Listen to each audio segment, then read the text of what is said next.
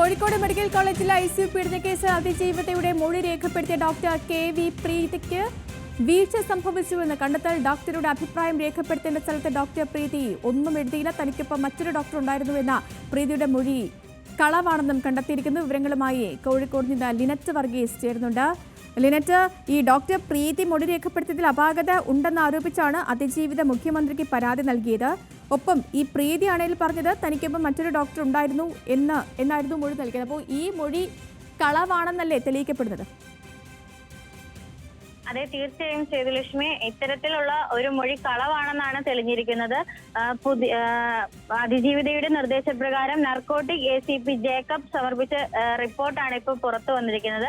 അത് പ്രകാരം ഡോക്ടറുടെ അഭിപ്രായങ്ങൾ രേഖപ്പെടുത്തേണ്ട സ്ഥലത്ത് ഡോക്ടർ പ്രീതി ഒന്നും എഴുതിയിരുന്നില്ല എന്നും അതോടൊപ്പം തന്നെ അതിജീവിതയുടെ മൊഴി രേഖപ്പെടുത്തുന്ന സമയത്ത് KV പ്രീതി ഡോക്ടറിന്റെ കൂടെ ആരും ഉണ്ടായിരുന്നില്ല എന്നുമാണ് തെളിഞ്ഞിരിക്കുന്നത്.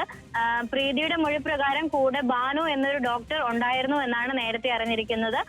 ഇത്തരത്തിലുള്ള രണ്ടാമത്തെ മൊഴിയെടുക്കലിന് ശേഷമാണ് അതിജീവിതയുടെ മൊഴി രേഖപ്പെടുത്തിയ ശേഷം പ്രീതിക്ക് വീഴ്ച സംഭവിച്ചതായ ഒരു റിപ്പോർട്ട് ഇപ്പോൾ പുറത്തു വന്നിരിക്കുന്നത്. ശരി ലിനറ്റ്, വ്യക്തമാണ്.